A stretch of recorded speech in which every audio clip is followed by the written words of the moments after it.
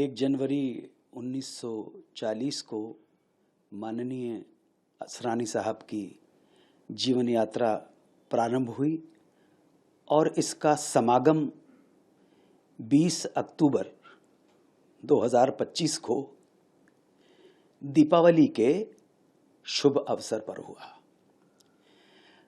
जो भी है, जिसको हम ऑलमाइटी कहते हैं, सर्वशक्तिमान जिसे कहते हैं, वो उनकी आत्मा को शांति प्रदान करे और उनके परिवारजन को इस गमन से, उनके जाने से जो दुख और कष्ट पहुंचा है, उन कष्टों को सहन करने की शक्ति प्रदान करे। ये प्रार्थना हर उस व्यक्ति के लिए है जो इस संसार से, जिसे हम कहते हैं ये नश्वर शरीर है, संसार है, एक तरह की सराय है, एक तरह का एक पड़ाव है। जो भी इस पड़ाव से गुजर कर अनंत में विलीन हो जाता है, उन सब के लिए, उन दिवंगत आत्माओं के लिए प्रार्थना ऐसे ही होती है। मेरी भावभीनी श्रद्धांजलि श्री असरानी साहब को। क्या यादें हैं लास्ट में? नहीं, वो बहुत कमाल के अभिनेता थे, इसमें तो कोई शक ही नहीं है। पूरा मैं देख रहा हूँ, कल जब से मुझे ये समाचार मिला है तो मन तो व्यथित हुआ। और मैंने यहाँ आकर अपने ऑफिस में जब डायरी के पन्नों को तलाश किया, अभी डायरी में लिखूँगा, शायद 20 मार्च 2023 को मैंने आखिरी बार उन्हें देखा था फिल्म के सेट पर। इरशाद खान डायरेक्टर थे, फिल्म का नाम था नॉन स्टॉप धमाल। लेकिन मुझे मालूम नहीं था कि ये उनके साथ आखिरी मुलाकात होगी, उनके आखिरी दर्शन होंगे। अब डायरी में लिखना पड़ेगा। ये भैया, कौन किस वक्त बिछड़ जाए, इसलिए अभी ही मिल लो और बड़े प्रेम के साथ मिलो, बड़े आत्मीयता के साथ मिलो। ये जीवन जो है ना, ये संसार एक सराय है, एक होटल है, एक अतिथि निवास है। यहाँ पे चेक इन किया है आपने तो चेकआउट करना है। ये चेकआउट किस वक्त, किसका, किस अवसर पर हो जाए, इसलिए आज ही मिल लो। इससे पहले कि तुम बाद में मुझे याद करो, आज ही गले लग लो। तो अभी 20 मार्च 2023 का जो ये डायरी मेरे सामने भी रखी हुई है, 20 मार्च को जो मैं अभी लिखूँगा, वहाँ पर लिखना ज़रूरी हो जाएगा, क्योंकि उनका मेरी जीवन में ये 20 मार्च को, ये देखिए NSD वहाँ पे लिखा नॉन स्टॉप धमाल, अभी लिखना ज़रूरी होगा कि मुझे मालूम नहीं था कि ये मुझे इस शाम को उनके अंतिम दर्शन हो रहे होंगे। आज आपने पोस्ट भी किया, आपने शायद 1 जनवरी को आर्टिकल भी लिखा था उनके लिए कुछ। जी, बहुत बातें उसमें लिखी हैं, मैं उसको पूरा पढ़ रहा था। किस तरह से अनुज जी आप याद करते हैं ऐसे कलाकार को? देखिए, मैंने जहाँ तक मेरा उनके साथ डायरेक्ट कोई एसोसिएशन है तो वो बहुत कम था। एक फिल्म उन्होंने डायरेक्ट की थी जिसमें मैंने छोटा सा एक रोल किया था। लेकिन उस फिल्म के निर्माण के दौरान एक ऐसी घटना हो गई, 6 अगस्त 1993 को, 6 अगस्त 1993 को, 5 अगस्त को मुझे उनके साथ शूटिंग करनी थी। तो उन्होंने कहा कि बस एक ही शॉट बचा है तो आप कल का छुट्टी कर लीजिए। और उसके बाद 6 अगस्त आ गई और 6 अगस्त को फिर एक फ़ोन कॉल ने जीवन की दिशा बदल दी, क्योंकि इस फ़ोन कॉल के बाद मैं एक शूटिंग पे, अचानक मेरे सामने वो शूटिंग आ गई।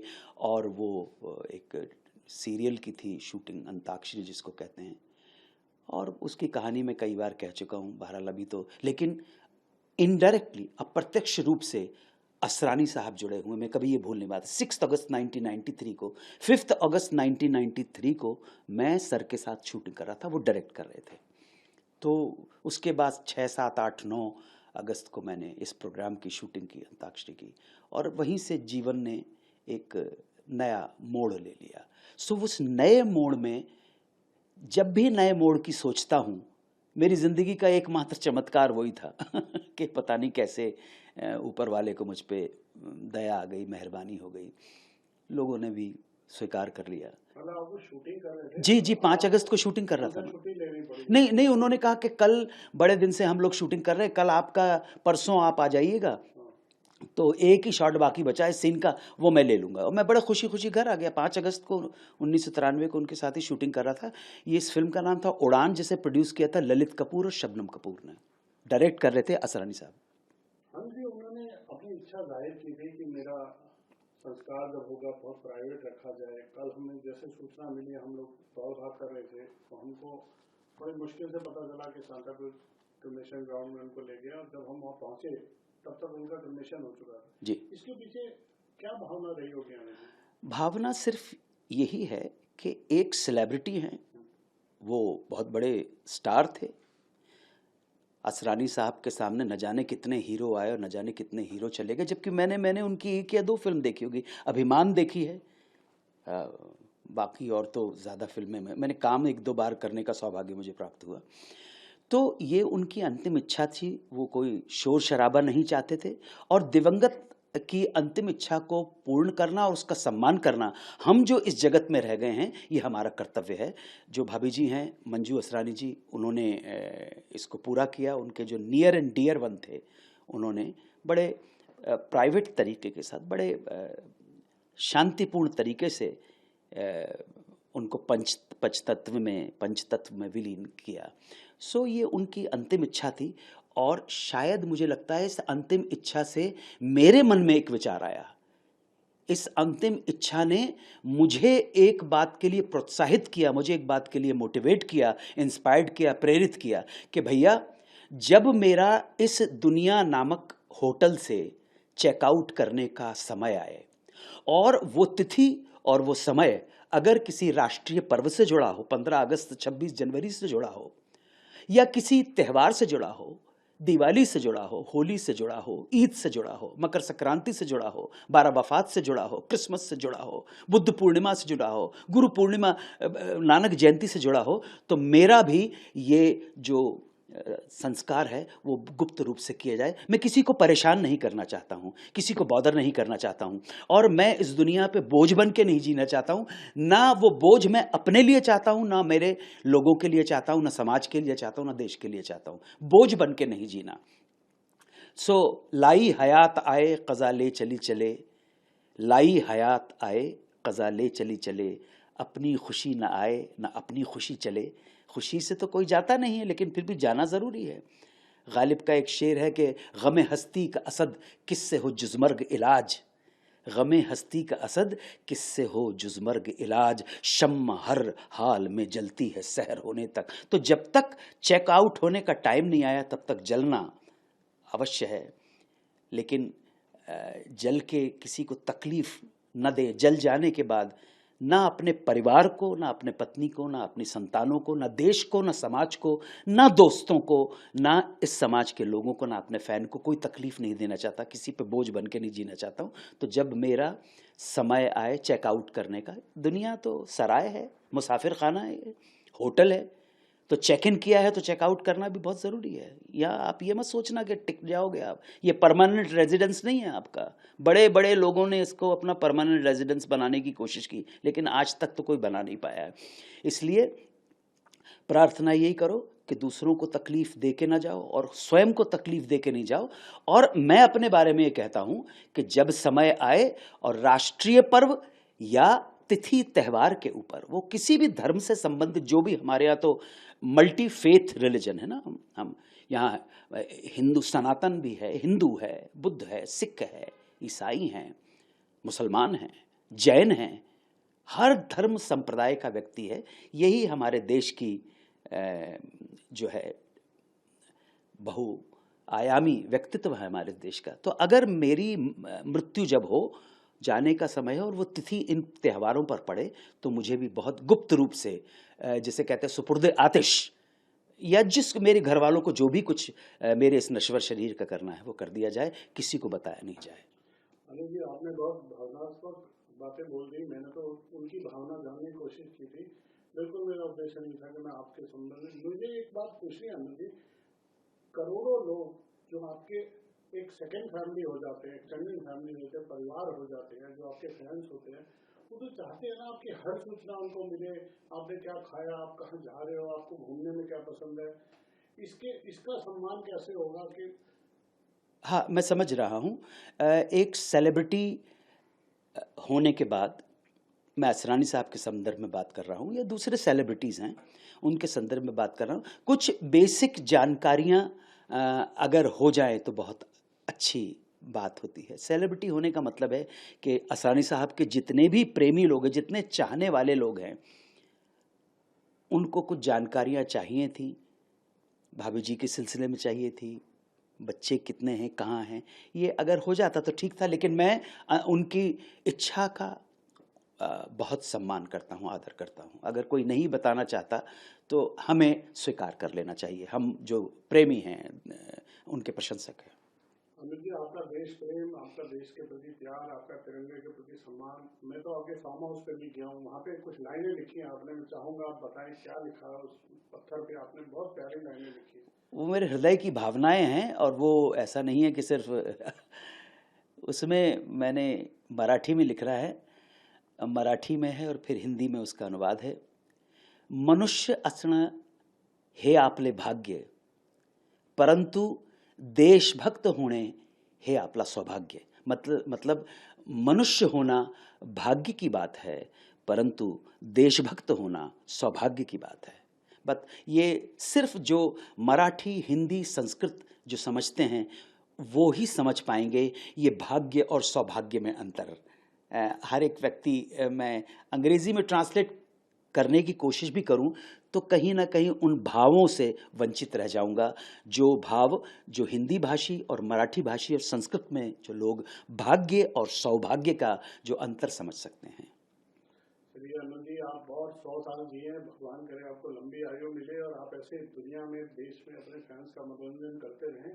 हमसे बात करने के लिए बहुत शुक्रिया। एक बार फिर महान कलाकार असरानी साहब को हार्दिक श्रद्धांजलि। ईश्वर उनकी आत्मा को मोक्ष प्रदान करे। जय हिंद, वंदे मातरम, ओम नमः शिवाय। असरानी साहब के देहांत से एक दौर खत्म हो गया है।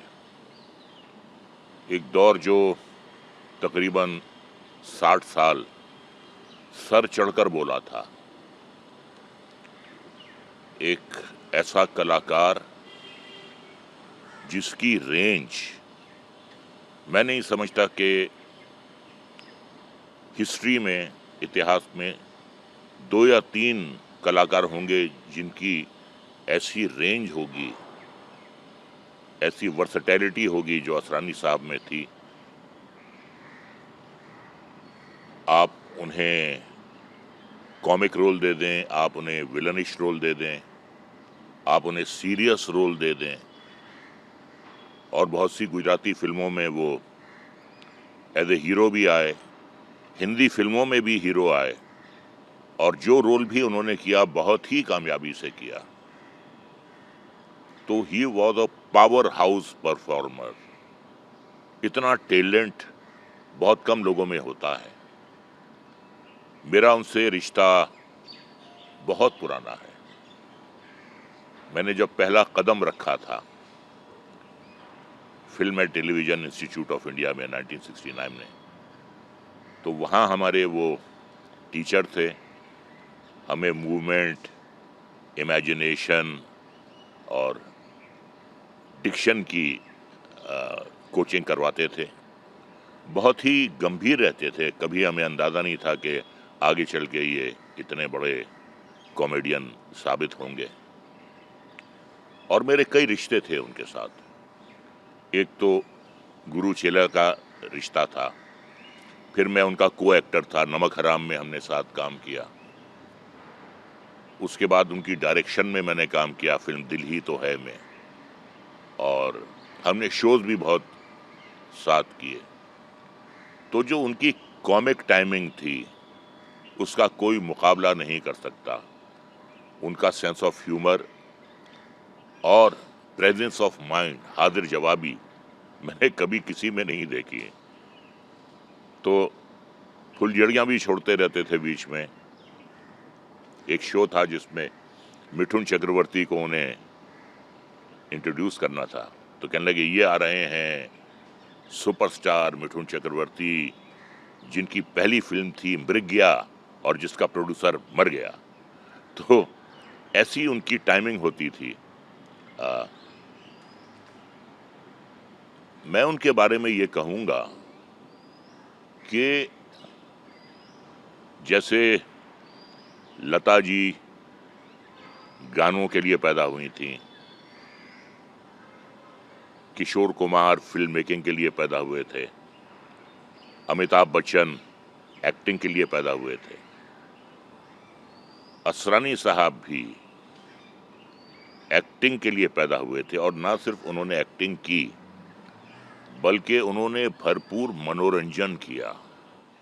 जिसने बहुत शानदार जिंदगी जी, जिसने हर किस्म के रोल बहुत ही खुश असलूबी से निभाए, और जो कैमरे के सामने और कैमरे के पीछे लोगों को हंसाता रहा, लोगों का मनोरंजन करता रहा। और जो एक उनका आइकॉनिक रोल है अंग्रेजों के ज़माने का जेलर, वो तो अमर हो गया है, रोल अमर हो गया है। तो कहने का मतलब यह है कि रोल छोटा नहीं होता या बड़ा नहीं होता, कलाकार बड़ा या छोटा होता है। और उन्हें जितना भी काम मिला उनके टैलेंट के बलबूते पर मिला, उनकी कॉमिक टाइमिंग की महारत के लिए मिला। और बहुत ही कोऑपरेटिव इंसान थे। कभी उनके बारे में कोई शिकायत नहीं सुनी, कमिटमेंट के पक्के थे। और जब शोज करने जाते थे हम लोग साथ, तो बहुत मनोरंजन करते थे लोगों का। बस यही कहता हूँ कि असरानी साहब, आप चले तो गए हो, लेकिन जाते जाते एक शेर आपकी नज़र करूँगा कि यूं तो आते हैं लोग जाते हैं, यूं तो आते हैं लोग जाते हैं, जिंदगी में हजार हाल, लेकिन इनमें कुछ ऐसे लोग होते हैं दिल पे जो नक्श छोड़ जाते हैं, यूं तो आते हैं लोग जाते हैं। ओह, यादें तो बहुत सारी है नीरज जी। आप समझ लीजिए, वैसे तो ठीक है, शुरू से हम उनके फैन रहे। उसके बाद मेरा पहला प्ले जब आसमान से गिरे खजूर पे अटके था, तब भी उनको मैंने अप्रोच किया था कुछ 17-18 साल पहले, लेकिन वो कैरेक्टर थोड़ा नेगेटिव था, तो उन्होंने कहा कि अभी नहीं करते। तो फिर मेरा प्ले शुरू हुआ बाप का बाप 12 साल पहले, कॉमेडी जो जिसमें ही प्लेड माय फादर। और नीरज जी आज तक वो, मतलब इट इज रनिंग 12 साल से। I was blessed that one of the longest running play था, चल रहा है अभी भी मेरे शोज थे नवंबर में। तो he played my father for 12 years, you know.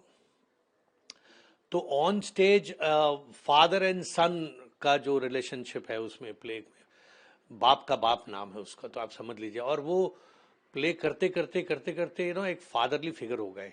हमारी कभी कभी छोटी छोटी लड़ाइयाँ भी होती थी, और प्यार भी करते थे, सिखाते भी थे। और बहुत, मतलब मैं 84 के अब थे वो, तो when we started he was I think around 72।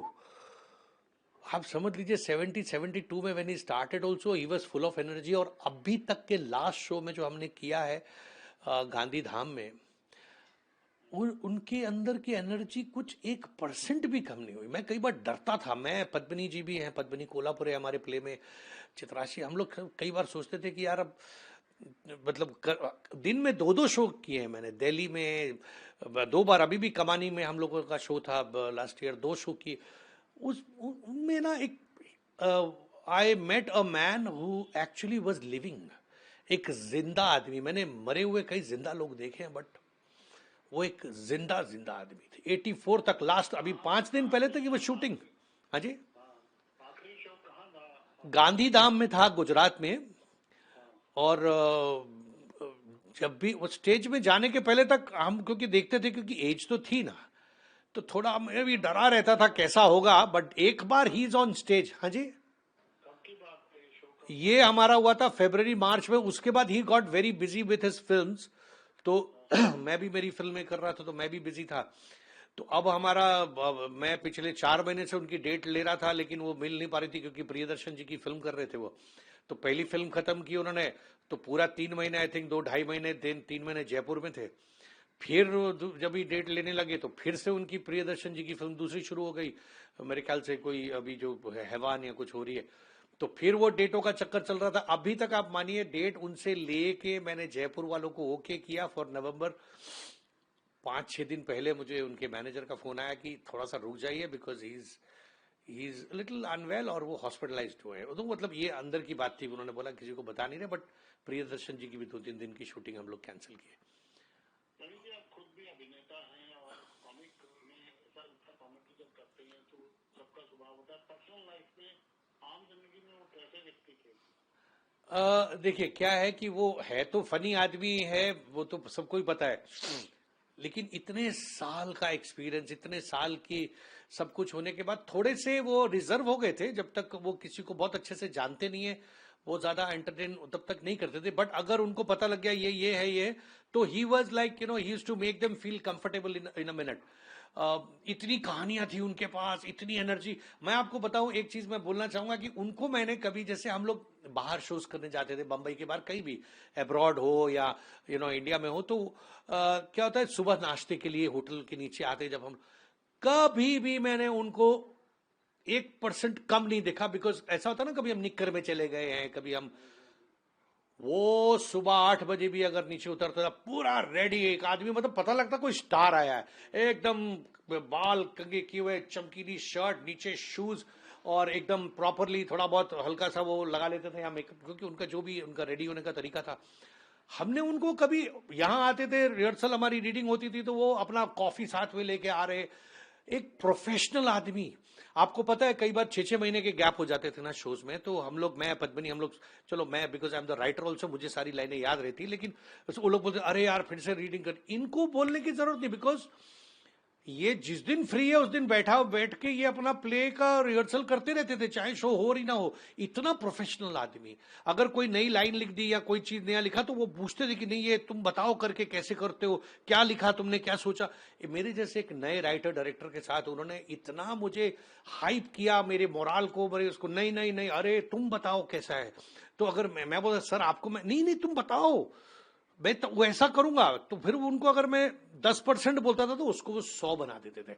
As a person he was a wonderful man and we share the same date of birth, 1 जनवरी। बहुत सारी सिमिलैरिटीज थी हमारे में। I find I found my dad actually expired during COVID. अब मैं जा नहीं पाया असम, तो यहाँ पे ये इनको फादरली फिगर मानते थे हम। अभी कल भी इतनी जल्दी सब कुछ हो गया कि मैं फिर से नहीं जा पाया, क्योंकि वो बात ही पता लगी तब जब तक फाइनल। तो कल से तो मैं एक अलग ही सदमे में हूँ, but I have, it's my personal loss. कैसे श्रद्धांजलि देंगे आप? रोज उनको याद करूंगा, उनकी चीजें जो उन्होंने सिखाई, जो बताई। एज एन एक्टर सर, मैं आपको बताऊंगा, कमानी में लास्ट ईयर हमारे 2 शोज जब थे, उनकी wife was in the ICU. Rehearsal करने तक वो नहीं आ पा रहे थे बिकॉज आईसीयू में, और उनकी फैमिली में और कोई था नहीं। एक दिन लास्ट डे वो आए, जिस दिन जाने के पहले तक वो बोलते रहे कि बस प्रार्थना करो सब ठीक रहे। सैटरडे संडे हमारे 2 शोज थे, वो गए बिकॉज ही वॉज कमिटेड, और सैटरडे का शो वॉज रॉकिंग। जब तक उनका शो शुरू नहीं हुआ he was in a different mood. Show, वो स्टेज में फर्स्ट एंट्री उनकी होती है, और वो आते हैं सीधा, अरे कहाँ रख दी मेरी खांसी की दवा, यहां से शुरू होता है उनका, और उसके बाद वो एंड तक ऐसा लग ही नहीं रहा था कि इस आदमी का क्या ट्रॉमा होगा इस वक्त। Second day also he perform. Third day early morning 6 बजे की फ्लाइट लेके यहाँ आए, 8 बजे पहुंचे, सीधा गए हॉस्पिटल। वहां जाके उनकी वाइफ का बाईपास सर्जरी या वो क्या बोलते पेस मेकर लगना था। आप सोचिए एक आदमी इतना प्रोफेशनल क्या क्या सिखा के गया होगा, नॉट जस्ट टू मी, पूरी team. I mean even Padmini ji used to say कि यार ऐसा रोज सुबह उनका नियम, मतलब वो डिसिप्लिन्ड आदमी, कुछ भी हो जाए इधर का उधर, उनकी लाइनें नहीं भूलेंगे। वो रोज जाना है वॉक में तो जाना है, जैसा काम करना है वैसा ही करना है। That is why he was Asrani and that is why he sustained for so many years. आप सोचिए कब से आए वो गुड्डी, हम लोग पैदा हुए होंगे या पैदा भी नहीं हुए थे, और क्या क्या किया उन्होंने। मतलब मैं as an actor, as a person बहुत सीखा उनसे मैंने, और कल से जितने फ्लैशेस आ रहे हैं मुझे, मैं बता नहीं सकता हूं आपको। चलिए नवीन जी, आपकी तरह हम सब भी उनके फैन हैं। उनकी आत्मा को भगवान शांति दे। हमसे बात करने के लिए बहुत शुक्रिया। Thank you so much. बस इतना कहूंगा कि अब अंग्रेजों का के जमाने का जेलर नहीं रहा।